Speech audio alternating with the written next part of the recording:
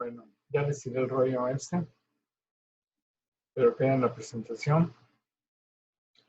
Y entonces, ahora, ¿qué ven aquí? El tamaño del cerebro. Esa es la razón. Si los humanos naciéramos para nacer más autónomos, el cerebro estaría ya demasiado grande y no pasaríamos por el canal de parto. Es decir, que con el cerebro de chango la hacíamos, la librábamos y podíamos nacer como los demás animales y luego ser independientes con un cerebro más maduro. En cambio, nosotros nacemos con un cerebro muy inmaduro, pero apenas así podemos pasar y algunos ni así pasan. Por eso se hacen las cesáreas. Es una teoría más o menos lógica, ¿no? Bien. Entonces, para saber si un chamaco pasa o no pasa a través del canal de parto, se utilizaba antes este estudio que se llama cefalopelvimetría o radiografía obstétrica o cefalometría. Entonces, se tomaban dos radiografías, una de frente y una en proyección lateral. Y entonces, se veía la cabeza del feto, la columna del feto, y se tomaban las siguientes mediciones. 1, el diámetro occipitofrontal, o sea, la longitud occipitofrontal, midiendo de la parte más anterior al occipital. Luego se medía el diámetro transverso máximo de la pelvis, de lado a lado de la pelvis. Se sumaban, se restaban, y salía aquí una diferencia que vamos a denominar X. Luego, en la proyección lateral, con la condición de que fuera una buena proyección lateral, aquí está el pubis, medíamos el diámetro biparietal, de lado a lado, lo cual nos daba una medida, diámetro biparietal, lo restábamos del diámetro promonto-retropúbico, o sea, del promontorio al pubis. No afuera del pubis, porque el bebé va a pasar de aquí por este canal del parto. Y entonces lo restábamos y nos daba esta medida. De manera que sumábamos el resultado de la medición X con el de la X1, lo dividíamos entre 2 y esto nos daba lo que conocíamos como el índice cefalopélvico. Este estudio ya no se debe utilizar, ya no se usa, no está bien indicado. Pero hace 20 o 30 años, cuando llegué aquí a Tijuana, hacíamos 50 cefalopelvimetrías en una semana. Porque era importante, según esto, para saber si pasaba o no pasaba, para saber si le hacían cesárea o no le hacían cesárea. El problema de estos son varios. 1, radiación. Mucha radiación a la paciente y al feto. 2, el resultado no es tan fidedigno. ¿Cómo se medía el resultado?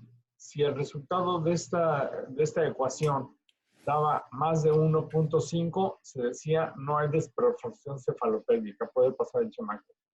Si tiene de 1.5 a 1, es probable desproporción, o sea, no es seguro, pero es sospechoso.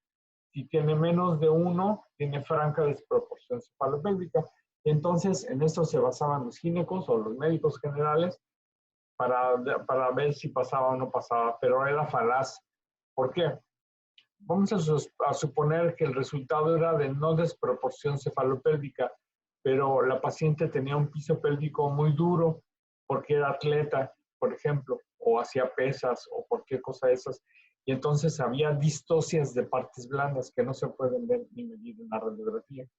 Entonces se atoraba el chamaco, había sufrimiento fetal y acababa en cesárea.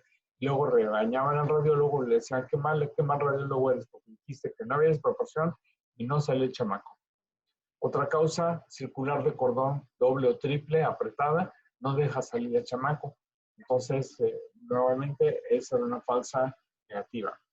Por otro lado, luego decíamos, hay franca desproporción cefalopélvica, no va a salir, pero resulta que la paciente era multigesta y que hay varios factores que hacen que el pubis se abra y nos da un poquito más de margen, o que los huesos del cráneo se imbriquen, se cabalguen, y que eso aumente las posibilidades de que sí pueda pasar, y eso nos daba falsas positivas. Entonces, finalmente ya llegamos a la conclusión de que no se hace este estudio y que una buena exploración física es más que suficiente para saber si pasa o no pasa el chamaco.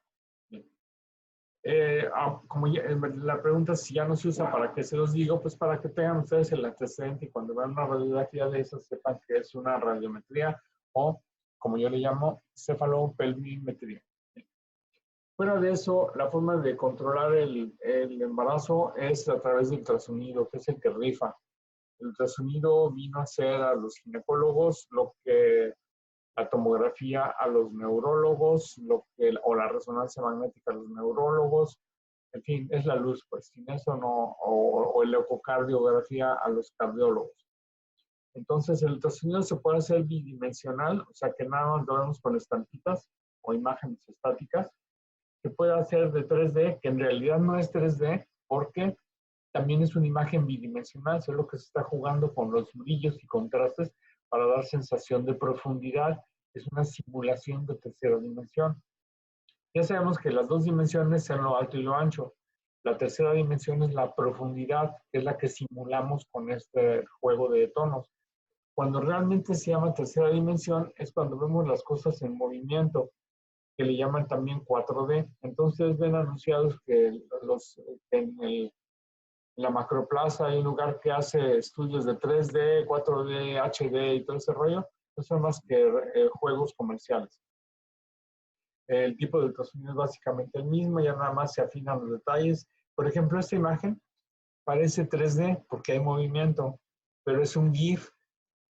O sea, es un formato bidimensional que nos simula que estamos viendo algo en tiempo real, lo cual no es cierto. ¿Se acuerdan? El tiempo real solo sucede en dónde. Sí. En ninguna parte, ¿no?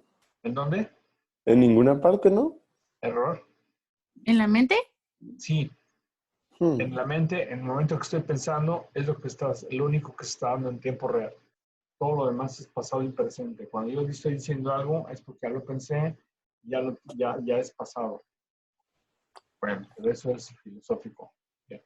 Entonces, miren, ahí tienen el huevito, el ovocito que expulsó el óvulo, y ahí tenemos el espermatozoide valiente que llegó, penetró el óvulo, y entonces lo fecundó y el óvulo empieza a multiplicarse. Esta multiplicación se va dando inclusive en el transcurso, en lo que llega y se implanta, en lo que conocemos el blastocisto. Para algunos, esto ya es embarazo. Para algunos, interrumpir el embarazo aquí ya es un aborto. Para algunos, esto ya es una persona. Yo digo, ¿qué les pasa? Esto no es una persona, son dos células. De hecho, hasta pueden ser dos personas. De hecho, a lo mejor ni son personas, a lo mejor es de un chango estas imágenes. O sea, ¿qué les pasa? Bueno, en caso, ni así. Embrión de 3 semanas, blastocisto el día 5. Y entonces, ¿qué es lo que vemos cuando la paciente salió de la resonancia magnética exitosa y la pareja exitosa? Y entonces ya a las 4 semanas la paciente empieza ya con náuseas, vómitos, mareos y antojitos y ganas de tejer. Y entonces dice, oh, estaré embarazada. Entonces se va a hacer un ultrasonido. ¿Y qué vemos? Nada. ¿Qué vemos? Únicamente un endometrio grueso, proliferativo, como es el que está siempre, que está a la mitad del ciclo menstrual. Entonces, el embarazo temprano o precoz no lo vemos. El embarazo lo vamos a ver apenas como hasta las 4.5 o 5 semanas por vía transvaginal o endocavitaria. Aquí tenemos unas... ¿no? Entonces, fíjense, esta es la cronología en la que vamos a ir viendo por ultrasonido nuestros hallazgos. El saco gestacional se ve a las 5 semanas o 4.5 cuando lo vemos por vía transvaginal. O sea, la diferencia de hacerlo por vía pélvica es que tardamos más en ver lo mismo. Entonces, por vía transvaginal lo podemos ver antes. Fíjense en esta imagen, esto es lo más temprano, lo más pronto que he podido ver un saco gestacional. Vean esta cochinadita que está ahí. Ese ya es un blastocisto implantado en el útero, que mide 2.5 milímetros y la edad gestacional calculada aquí es de 4 semanas. ¿Cómo sé que esto era un embarazo? Pues porque lo seguí, porque en esta imagen cuando la veo digo, caray, pues pareciera que es un saco gestacional, pero solo lo podemos confirmar cuando hagamos otro estudio en 2, 4, 6 semanas. La paciente regresa a 2, 4, 6 semanas y resulta que sí era. Pues digo, ok, ya tengo mi confirmación de mi embarazo más pequeño que haya yo visto jamás. Con menos de esto, si alguien dice que tiene 3 semanas, está alucinando, está fumando. ¿Qué pasa más adelante? Empieza a crecer el saco gestacional dentro de la cavidad, empieza a crecer el saco amniótico, ya podemos ver el embrión, o sea, apetito, ya podemos ver el saco vitelino, etcétera. Y así va creciendo poco a poco. El saco vitelino aparece más o menos a las 12 semanas. No, se puede ver mucho antes ya. Esta gráfica es un tanto antigua. Ya podemos ver todo eso un poco antes. El polo fetal dice aquí a las 13 semanas, ¿no? A las 13, no, perdón, aquí sí ya estoy. Y a las 5 semanas empieza a ver el saco vitelino. A las 6 semanas ya podemos ver el embrión. A las 6 semanas ya tenemos que ver actividad cardíaca. Y si no tiene actividad cardíaca, malo. Pensamos que ese producto ya tiene problemas y seguramente ya no es viable. ¿Cómo documento la actividad cardíaca? La puedo hacer de 2 maneras. Uno, con el Doppler, que se pinte de colores el corazoncillo, que inclusive todavía puede estar fuera del tórax, y con este registro que es modo M. No sé si se acuerdan de los diferentes tipos de ultrasonido. Modo A, modo B de brillantez, o sea, modo A de amplitud, modo B de brillantez, modo M de movimiento, y luego tenemos los que son dinámicos. Entonces, aquí tenemos el registro del modo M y con esto confirmo que el embrión está en buenas condiciones. Ya más adelante podemos ver la columna de las 7, 8 semanas, podemos ver su esqueleto, contarle las costillas si queremos, podemos ver estructuras intracraneanas, los ventrículos cerebrales grandotes, los plexos corrientes grandotes, esto es normal en esta etapa del embarazo, y así podemos ir siguiendo ya el calendario de crecimiento del chamaco. Fíjense en un detalle, a las 13 semanas ya está más o menos formado todo. Después de las 13 semanas, el embrión ya nada más casi se dedica a crecer, ya terminó la embriogénesis. Entonces, un ultrasonido a las 13 semanas es muy importante cuando queremos detectar anomalías cromosómicas o anomalías fetales. ¿Por qué es importante detectarlas a esta edad? Porque es una etapa en la que, si la paciente lo desea, puede interrumpirse el embarazo. Bueno, en algunos estados, no en estados mochilones como este, que no acepta la interrupción temprana del embarazo más que disque por violación y disque por malformaciones fetales que pongan en producto la vida materna. O sea, que si hay malformaciones fetales severas, que el bebé se va a morir de todos modos, no permite la interrupción del embarazo, tiene que nacer el chamaco, lo cual es una aberración. Y en casos de violación, teóricamente también, pero la verdad es que no es cierto. Obliteran legalmente el proceso para que esto se retrase. Bueno, esto es como digo. Miren, a las 5 semanas el saco gestacional ya debe de medir 10 milímetros. Entonces aquí tenemos un estudio por vía pélvica, lo cual no es conveniente porque cuando llenamos la vejiga se apachura el útero y comprime el saco gestacional y lo deformamos. Pero bueno, en general así se ve. Vean, esta es una imagen tridimensional en donde vemos el endometrio y el pequeño saquito gestacional que ya debe medir 10 milímetros. Así es como se ve un embrión de 10 milímetros. Vean cómo tiene el corazón fuera de la pared torácica. Y hay algunas enfermedades, anomalías en las que el corazón nunca se mete y queda el niño con el corazón de fuera y se llama ectopia cordis. Es algo que nunca van a ver y a mí me tocó verlo nada más una vez, pero de un estudio de un amigo me lo mandó y por ahí lo tengo y a lo mejor lo podemos ver después. El caso es que se ve, es como un camarón, es como un camaroncillo chamaco, ¿no? Pero el caso es que ya tenía 5 semanas de gestación. Pasamos a las 9 semanas, el embrión ya mide más de 4 milímetros. El embrión se ve así a las 4 semanas, es como un marcianito. Por ultrasonido sigue siendo como un camarón. De las 11 a las 13 semanas es cuando pasa de embrión a feto, ese concepto. Aquí ya a las 13 semanas les decía que el chamaco ya está básicamente totalmente formado. Y aquí tenemos un esquema de cómo es. Estas fueron imágenes que salieron en una revista que se llama Life. Esta es una reconstrucción tridimensional de un chamaco de 13 semanas. Entonces, recuerden, el estudio debe hacerse las 13 semanas para encontrar marcadores de que el bebé tiene alguna anomalía cromosómica. ¿Cuáles son esos marcadores? A saber, son 3 o 4, hay varios. Pero el más significativo es la medición de lo que se conoce como el pliegue nucal.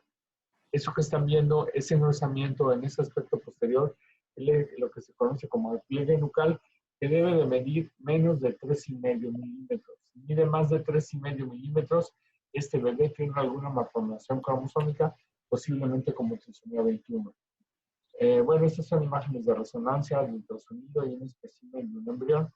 Y entonces, ese es uno, la translucencia nucal o pliegue nucal, menos de 3,5 milímetros. El otro es ver el hueso propio de nariz, el nasal bone. Si no tiene nasal bone, ya es un marcador de que el niño tiene anomalía cromosómica. Y la otra son mediciones vasculares que no les voy a enseñar.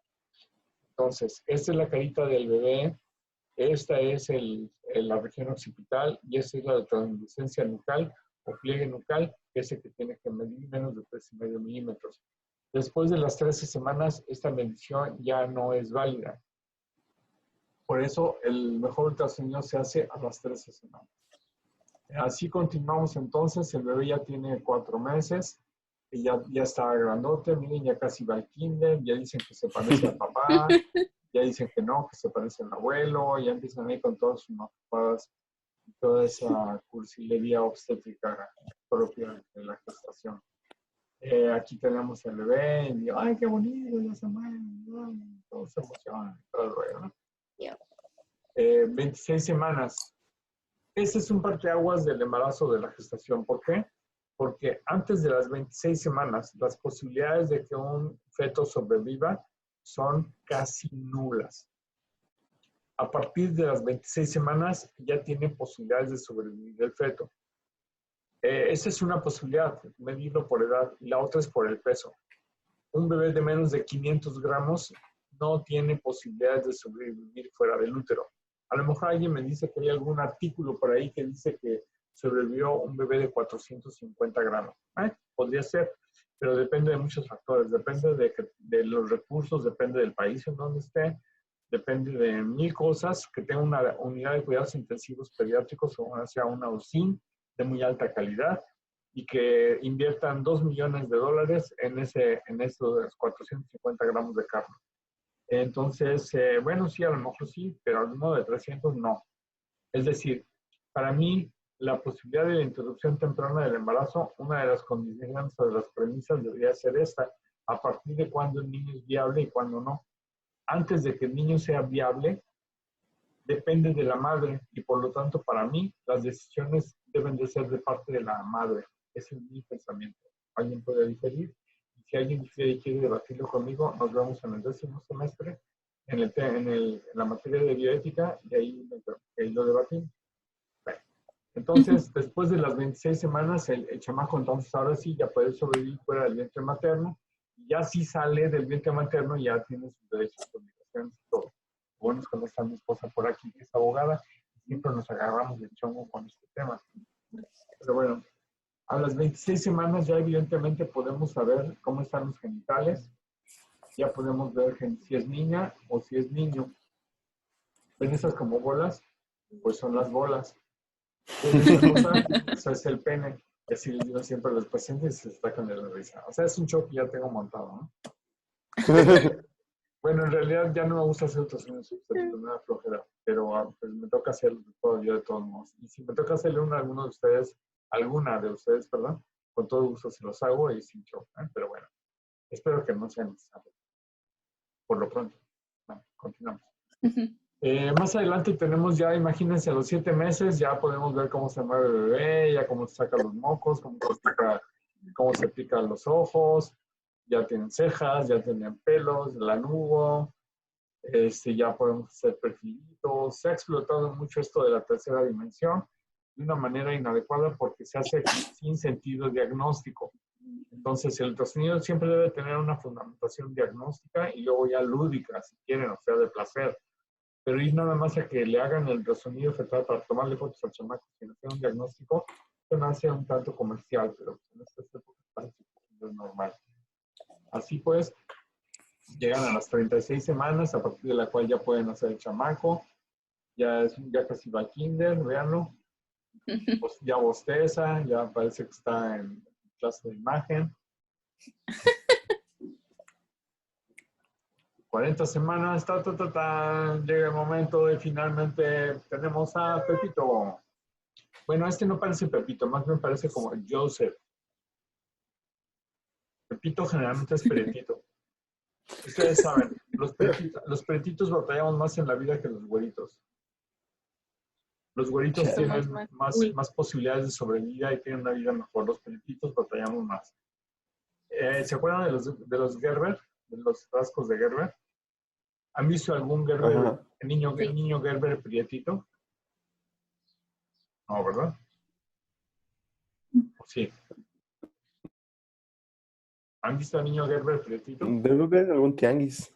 ¿Cómo? No oigo. No, Están igual que en todo clase, susurran las cosas. ¿Yo estoy susurrando? No, yo tengo que hablarles fuerte y claro. Oh, no, tenemos problemas con la vez. Bueno, entonces aquí le vamos a dejar. No hemos visto ni uno prietito. No, Pues saben no, que sí hubo quejas y por ahí sacaron unos Gerbers con una negrita. Y entonces, pero eso los distribuían únicamente en la zona de los negros. Este racismo es algo serio. Somos de lo peor. Y además México es un país racista y no nos queremos dar cuenta, pero somos bien racistas. Tenemos una doble moral. Es más, somos unos renacuajos. ¿Renacuajos? ¿Se acuerdan lo que es un renacuajo? Ya hablamos Un de baby ranita, ¿no? Antes de un sapo. Antes de un sapo, sí, pero ¿se acuerdan del, cómo se llama? Muy maduro. ¿Cómo se llama el que está en Xochimilco, el animalito que se queda en la adolescencia siempre? Ay, acuérdense, ya les dije. ¿El ajolote? Ajolote, eso, ajolote. Somos ajolotes porque nos quedamos en la inmadurez toda la vida. Bueno, no sé cuánto tiempo nos quede. Yo creo que... ¿No tiene clase nadie a las 9? Nosotros no. Nosotros no. Ok, porque los No. me dijeron que había una clase de derma. Quedan 10 minutos. Yo creo que sí podemos darle otros 10 minutos. Vamos a ver. Entonces, mira, alteraciones del embarazo depende del trimestre en el que se encuentren. Hay alteraciones en el primero, segundo y tercer trimestre.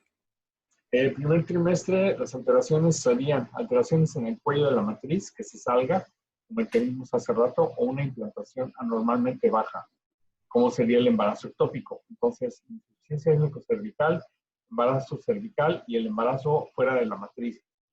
Luego tenemos patología del saco gestacional, que tengamos un saco sin embrión, que se expulse el chamaco. O sea, que esté sangrando y que esté vivo el chamaco es una amenaza de aborto. Si se expulsa totalmente el chamaco, es un aborto consumado. Si se quedan restos ovulares, es un aborto incompleto. Si se queda el huevo allá adentro y no se expulsa, es un aborto retenido o huevo muerto y retenido. Otras posibilidades son que la placenta empiece a crecer de manera inadecuada y se produzca lo que se conoce como mola hidatiforme, que puede ser mola benigna y maligna. La maligna se conoce como enfermedad trofoblástica invasiva.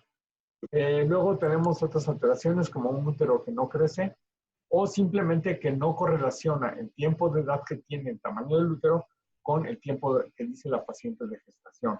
Entonces, ante esta situación podemos tener varios escenarios. Uno, un útero más pequeño a lo que le corresponde por amenorrea. Un útero más grande de lo que le corresponde por amenorrea, lo cual puede ser el resultado de un cálculo incorrecto de las fechas. Es decir, hay mujeres que son bien regladas, o sea, no bien portadas, sino bien regladas, o sea, que reglan muy puntuales. Hay mujeres que son muy irregulares. Entonces, una mujer irregular no sabe exactamente el tiempo que tiene de embarazo cuando resulta que ya salió la prueba de embarazo positiva.